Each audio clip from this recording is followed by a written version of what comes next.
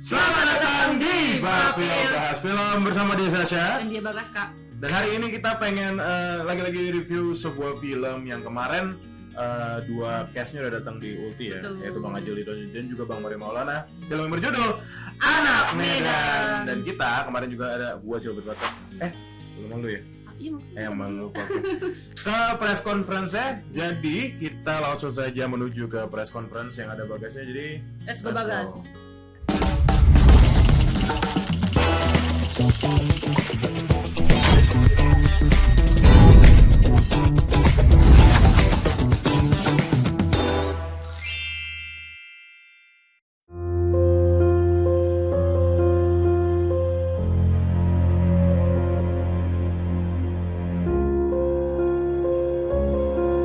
Selamat datang lagi di Bapel dan hari ini gue sudah di Epicentrum di XXI-nya karena diundang ke press conference dan juga press screening untuk film Anak Medan Cocok Korasa. Akhirnya bertemu lagi dengan Bang Mario Maulana dan juga Bang Ajil Dito ya. Karena waktu itu kita udah ke Ulti bareng. Buat yang belum nonton silakan karena gue mau nonton Anak Medannya dulu nih. Jadi let's go.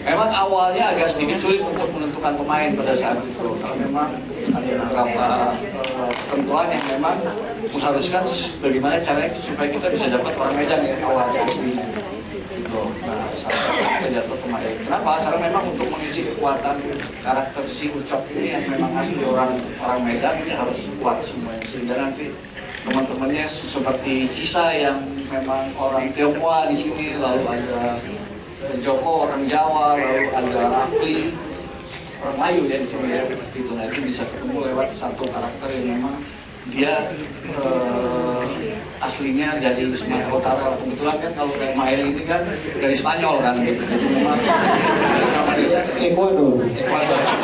Saya. Kalau aku sih senang banget dikasih kesempatan sama Bang Agus, sama Picture. Ini pertama kalinya aku bermain layar lebar. Yang biasanya di video klip sekarang di layar lebar segede gini. Dan aku sangat bangga sampai mamaku nelfon. Akhirnya aku main film, Mang, katanya gitu. Puji Tuhan lama, bilang kayak gitu. Kapan duitnya cair, Mang? Nanya dulu gitu. Kalau dibilang susahnya sih menjadi aku sebagai kasondang ada 11-12 lah dengan kehidupan sendiri ya. Soalnya emang agak-agak suka marah-marah kerjanya gitu. Tapi kalau jawab kayak marah-marah. ya ngomong aja kayak marah-marah kan ini kan. Udah deh. Jadi ada happy-nya, ada punya tantangan sendiri karena kadang membawa diri sendiri ke karakter, membawa diri sendiri ke karakter tuh ada bedanya juga gitu. Karena ya dibilang sebenarnya Kasondang ini ada karakter yang mirip sama aku gitu, tapi harus ada bedanya kan, karena apalagi Kasondang ini mempunyai adik dan mama hanya bertiga gitu, jadi mengayomi keluarganya itu yang susah sebenarnya. Banyak sih yang menarik, tapi karena udah 3 tahun lalu gimana ya? Nanti saya tulis deh. Oke, ditulis ya, ditulis di status. Banyak sih, banyak. Iya. Ada yang paling diingat? Yang paling diingat, ya ada sih Ismail curhat, itu curhat. Nanti saya tulis deh. Ya kalau untuk jalan kita ada buka tutup ya. Kita ada ngeblok, tapi ya kayak balik lagi kayak yang ku bilang, warga Medan ini kalau belum tahu memang agak marah-marah, tapi setelah tahu baru mereka jadi kita ngeblok jalan, mereka udah ada apa ini? Kok ditutup jalan? Apa maksud kalian? Nah, pas sudah waktu buka, ada syuting rupanya. Yuk lihat dulu lah kita. Jadi begitu. Jadi seru warga Medan tuh. Sebenarnya nggak terlalu jauh beda ya, cuman memang ada yang agak beda dari karakter fisik sama sifatnya Ucok. Ucok itu karakternya emosian, hampir sama, makanya aku kadang-kadang takut meleset, tapi ada pembedanya. Ucok ini berkawannya setia kawan. Kalau karakter yang sering kujalanin itu adalah di mana dia berkawan tapi hatinya dengki. Jadi agak aku jaga-jaga itu biar gimana caranya biar nggak kelewatan aku untuk adeganin acting Ucok ini? Kita nongkrong di toilet berempat. Dibuka ya ke semuanya ya. Kan biar chemistry. Kan itu by coach juga kan. Iya, iya. Awal-awal kita ke toilet ngobrol, ya udah. Gak cuman itu sih sebenarnya. Sebenarnya pada dasarnya karena kita tahu ini tuh udah bukan pakai cara khusus ataupun ada treatment khusus yang dilakukan. Ya besides ada yang tadi ke toilet kita ngobrol apa semua segala macam saling membuka diri. Tapi di satu sisi juga kita berempat sudah tahu gitu porsinya karakternya mau seperti apa. Kita udah tahu hubungan antar karakter seperti apa, jadinya ya itu timbul sendiri aja. Ya udah karena kita sahabatnya berempat, kita biasain secara nggak langsung udah sama-sama mikir kalau ngumpul apa-apa ya berempat. Terbuka, awalnya kita terbuka sama masing-masing kalau untuk proyek ini saling sama-sama minta dibantu. Dan kita saling ngebuka, nanyain ke tiap temen, Jil, kayak aku contoh, Jil, aku apa yang nggak boleh dan apa yang boleh. Nah, cuman semuanya alhamdulillah ngebebas, ayo apa aja kita buat, begitu. Kurang lebih seperti itu untuk press conference dan juga filmnya bakal gue review yang pasti ya. Menghibur, ringan, tapi lebih lanjutnya kita kembalikan lagi ke studio. So that was Anak Medan, let's go.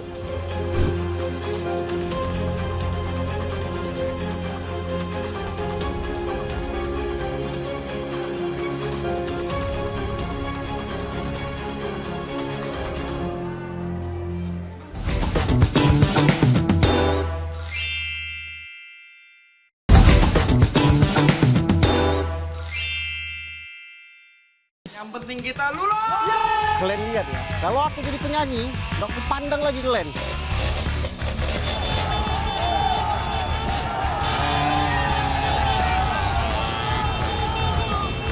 Apa maksud kau bergeberak gua? Sendiri dia ini, pecahkan kepala kau nanti. Kau bilang sama kawan kau ini, nggak usah kreasi ali muncungnya, mati nanti aku buat.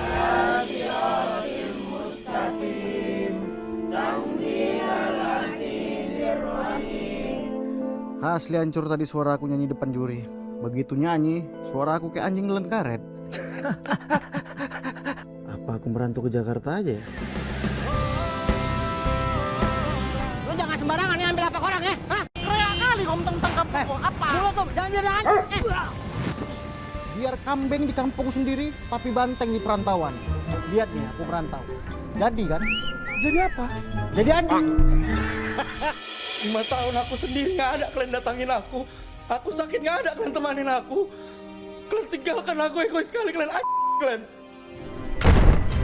Demi Gusti Allah, saya bukan pemakan narkoba, Pak. Bukan barang saya itu. Kicuk kau. Apa itu Pak Kicuk? Iya. Kacuk. Film ini mengikuti kisah 4 orang anak Medan bernama Ucok, Joko, Rafli, dan Cisa yang bersahabat sejak SMA. Mereka mempunyai komitmen untuk menggapai mimpi bersama, tetapi sebuah insiden tidak terduga terjadi ketika mereka asyik merayakan kelulusan. Insiden tersebut menyebabkan kecanggungan dalam pertemanan mereka dan membuat ayah Rafli sampai melarang anaknya bertemu lagi dengan teman-temannya. Karena hal tersebut, mau tak mau, Ucok CS harus melanjutkan perjuangan meraih mimpi mereka secara terpisah. Kurang lebih seperti itu untuk preskon, sinopsis, dan juga trailer dari film Anak Medan Cocok Rasa. Gue lupa banget ada subtitlenya di bawah, Cocok Rasa. Cocok Rasa. Itu jadi sering diucapkan ketika mau akhir film. Maksudnya, di akhir filmnya Anak Medan. Cocok Rasa. Gue malah nggak notice sih. Tapi satu hal yang pasti kita bakal spoiler review. Dan lagi-lagi gue tekankan bagi yang belum ke Ulti alias Ulik Tipis bersama Bang Mario Acong Maulana dan Bang Ajil Dito itu udah ada di playlist YouTube Berita Nasional TV. Jadi ke situ dulu kalau jangan nonton. Untuk mengetahui kisah syuting. Oh iya, syuting behind the scene yang mereka di kamar mandi itu ngapain. Nah, itu ada di situ, Jo. Ya, ada jawabannya ya di situ. Jadi gimana menurut tentang filmnya Anak Medan Cocok Rasa? Dia rilis tahun berapa dah? 24 April 2025 di bioskop kesayangan Anda. Jangan lupa 24 April. Medan banget sih ini. Medan banget. Lebih kental daripada film-film Medan lainnya karena mereka menurutku juga gambling karena judul filmnya aja udah Anak Medan. Yang dimana Anak Medan sebenarnya juga sebuah lagu. Iya. Judulnya kan Anak Medan.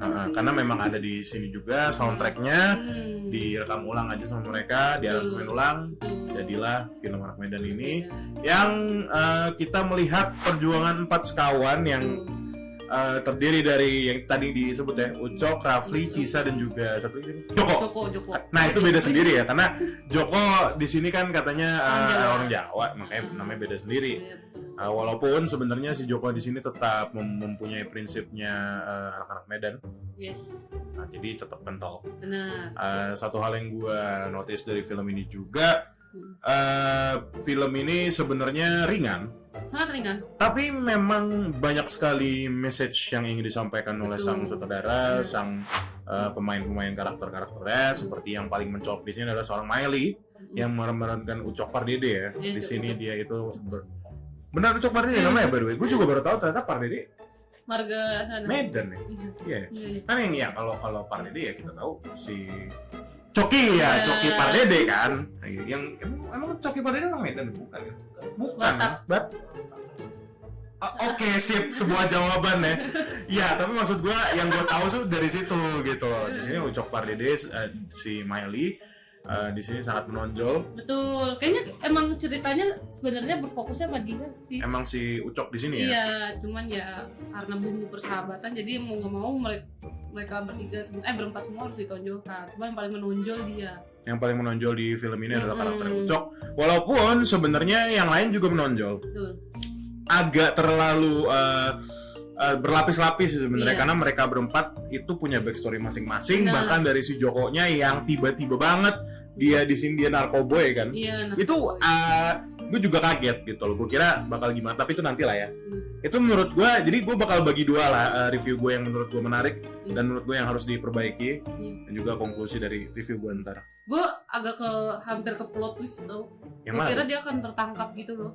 Si Joko dia kan pas lagi stres kan larinya ke sana kan. Gue kira dia akan ketangkap gitu, ternyata udah tobat sebelum ketangkap. Iya, makanya itu satu hal yang menurut gue agak sayang karena udah di build up kan. Iya, tapi itu ntar lah. Ini sekarang kita segmen 2 kan, masih nyaman-nyaman dulu ya. Nyaman-nyaman dulu. Paling yang gue juga suka adalah film ini jokesnya masih bisa diterima sama gue dan Gak too much. Mereka rely on the sound effect, slapstick. Bagaimana Maeli di sini apa sebutannya? Gerakan-gerakan yang hiperbola itu maksud gua semua ditunjukkan. Semuanya juga kok seperti karakternya Joko, Cisa dan juga siapa lagi? Lupa mulu gua satu. Rafli di sini Bang Ajel Dito kan. Iya betul. Gue suka banget deh sama mereka kepikiran untuk bikin selentingan kayak merantau kayak gitu-gitu. Oh iya, itu ya. Di produk-produk plesetan di produk-produk. Merantau. Meronta apa merantau? Merantau. Iya, terus ada lele apa gitu. Iya. Itu sebenarnya lucu sih. Yang Pasha. Oh iya, Pak. Semuanya jadi Pasaribu. Ya Pasaribu, Ariel apa gitu. Pokoknya mereka semuanya Medan.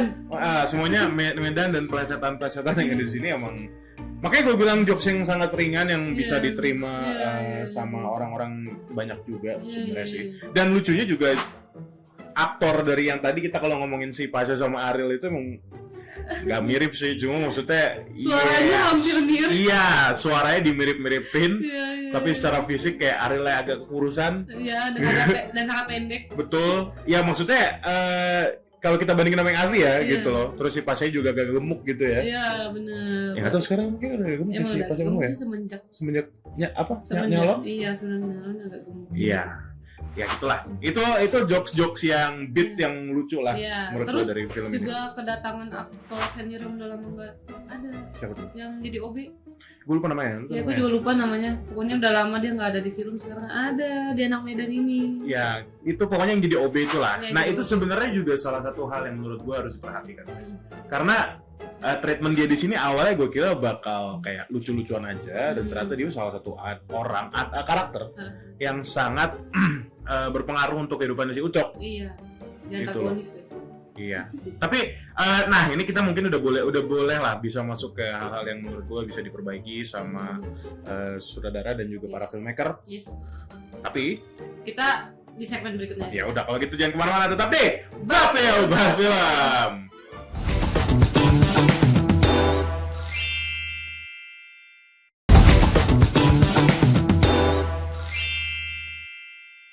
Kembali lagi di Bapel Bahas Film, masih di Anak Medan Cocok Korasa. Tadi kan gue bilang mau ke hal-hal yang bisa diperbaiki ya, tapi ternyata ada satu hal lagi yang gue lupa. Cukup banyak di film ini long take yang dipakai sama sutradara, sinematografer dan juga yang dilakukan sama para cast-nya. Jadi gue sangat mengapresiasi hal itu, sebuah efektif untuk sebuah film ya, gitu loh, karena long take itu sebenarnya hal yang efektif. Cuma beresiko. Sangat beresiko untuk para semua filmmaker yang terlibat, entah dari pemain, entah dari yang di belakang kamera. Tapi mereka melakukannya itu dengan baik. Maeli dapat semua ekspresinya. Itu salah satu yang menurut gue juga oke dari film ini ya. Nah mungkin udah bisa lah kita masuk ke Kekurangan. Ya kekurangan dari film ini. Ya well, I'm gonna do it. Kalau dari gua, entah penulisan atau pengadeganannya yang agak-agak kaku dari aktor-aktor para bapak-bapak ya. Oh iya. Jujur aja sih, itu satu hal yang menurut gua harusnya ngaruh karena emosionalnya di situ. Iya bapaknya. benar, bapaknya Rafli itu sangat berpengaruh. Satu, dan bapaknya Joko yang harusnya sebenarnya nah itu dua faktor menurut gua. Jadi kalau dari penulisan bapaknya Joko itu kurang ada pendalaman di karakter dan juga backstory mungkin atau emosional, kedekatan emosional antara anak bapak dan aktingnya sebenarnya agak-agak menurut gua terlalu kaku dan menurut gue terlalu cepet sih, maksud gue tidak manusiawi gitu loh. Habis ngomong terus kayak aduh, gue pernah, jangan salah, Bagaska pernah gitu loh jadi seorang bapak-bapak yang sakit-sakit dalam filmnya sendiri, short movie-nya ada dulu, gue pernah dan gue tahu banget gitu loh gelagatnya kayak gimana gitu loh. Waktu itu gue nggak ada yang mendirect, memang yang direct gue sendiri. Dulu waktu itu namanya gue jadi Pak Kusumo namanya. Dulu gue pernah banget tuh bikin film kayak gitu, kayak sosok sakit gitu, dan kurang lebih acting bapaknya Joko mirip sama apa yang gue lakukan dulu di SMA tuh 2017 atau 2016. Ya, gitu loh. Itu mengingatkan gue aja. Entah, correct me if I'm wrong, apakah gue salah atau enggak, tapi itu yang gue rasain sebagai seorang penonton yang pernah melakukan hal tersebut. Itu satu. Gue juga merasakan kok kalau acting bapak-bapak ini agak kurang gitu ya. Padahal peran mereka sangat krusial dalam peningkatan emosi kita sebagai penonton film tersebut. Iya, itu kedekatan emosional ya. Dan kalau ngomongin bapak satu-satunya yang berhubungan sama ibu, enggak sih sebenarnya. Mungkin yang bisa gue counter adalah kedekatan Ucok sama ibunya yang menurut gue lumayan dapat. Iya. Menurut gue lumayan dapat. Walaupun dari penulisan agak kayak kurang dikit lagi gitu. Kurang dikit lagi karena menurut gue untuk dieksplor ya, maksud gue, atau didalami. Karena menurut gue acting dari ibu, dari kakaknya Ucok, dari Ucok itu sendiri, itu segitiga yang menurut gue sangat bekerja di film ini. Selain si empat sekawan itu ya, ini segitiga yang bekerja adalah Ucok, kakaknya Ucok sama ibunya. Ya Ucok di sini berhasil sih untuk peningkatan emosi kita antara ibu dan anak, karena kedekatan mereka tuh yang sangat-sangat intens. Cuman gas, ada satu adegan antara ibu dan anak ini yang menurut gua agak kurang gitu. Rumah sakit bukan? Bukan. Yang mana? Yang dia lagi ngobrol di kamar pas Ucok mau merantau. Nah itu kan dia ngambil shoot di belakang. Itu iya di belakang. Iya, kenapa nggak dari depan atau dari samping? Iya, karena itu kayak maksain banget. Kita nggak bisa ngeliat ekspresinya si Ucok dengan ibunya, padahal di situ lagi intens. Itu sebenarnya salah satu hal yang tadi nyambung ke banyak long take ya. Gak semuanya berhasil. Gue juga baru inget bro, itu merupakan salah satu long take yang entah emang pengen ngurangin budget untuk nyari angle dan waktu ya, mempersingkat waktu untuk syuting gitu ya, gua nggak tahu. Tapi itu salah satu hal yang menurut gua mengganggu. Angle-nya jadi apa sebutannya, single angle lah sebutannya. Pokoknya satu angle yang menurut gua kurang bisa dieksplor karena yang kita lihat harusnya adalah ekspresi dari Maeli sebagai Ucok dan juga ibunya. Kita melihat punggungnya dan wajah samping sih lebih tepatnya. harusnya kan kalau bisa ya close up, extreme close up mungkin, karena si Ucok ini pengen merantau ke Jakarta dari Medan. Itu satu. Sama yang bilang long shoot itu, gue kepikiran sama pas awal-awal adegan mereka mau lulus itu. Maksain gak sih guys yang pas dia mau ngezoom ke daftar nama? Itu malah blur malah semua. Nggak, itu sebenarnya mengingatkan gue ke satu film jadul yang judulnya Catatan Akhir Sekolah, Catatan Akhir Si Boy, gue lupa judulnya. Ada lah pokoknya film SMA juga yang emang fenomenal, Catatan Akhir, gue lupa pokoknya Catatan Akhir Sekolah atau apa gitu. Emang itu long take yang jadi panutan orang-orang sekarang kali ya. Itu film Indonesia juga. Jadi cuma ya kalau menurut lo itu maksa, ya nggak sebagus film yang itu sih, Catatan Akhir Sekolah. Ya gue lupa lah, apa sih? Karena nggak kelihatan. Ya, kayak yang lu mau nge-shoot apa, mending nggak usah. Kalau emang nggak kelihatan, mending nggak usah lu nge-shoot orangnya aja udah gitu menurut gue. Iya, karena maksain harus maju dan nggak kelihatan apa-apa di layar sebesar itu. Ya. Itu satu. Terus juga kalau ngomongin itu kan ngomongin sinematografi gitu tadi ya. Editing, sebenarnya editing di awal gue jujur nggak ada terlalu masalah. Cuma makin ke akhir film yang gue rasain juga adalah skripnya agak rush, agak terlalu terburu-buru buat diselesain. Itu satu. Jadi ngaruh ke editing. Banyak banget editing yang jumpy banget gitu. Misalnya gue nyatet apa di sini? Yang ada editing jumpy pas mulai dikejar debt collector, gue juga gak lupa nih adegan di mana, terus tiba-tiba jam ke rumahnya malam, gue lupa tuh yang mana jujur. Pokoknya ada lah. Ada yang pas si Ucok lagi ini ya, lagi kerja terus disamperin sama debt collector. Itu. Nah, gue ingat lagi kerja di sebuah cafe champion namanya, gue cafe champion atau apa gitu yang dia jadi. Dia sponsor itu champion.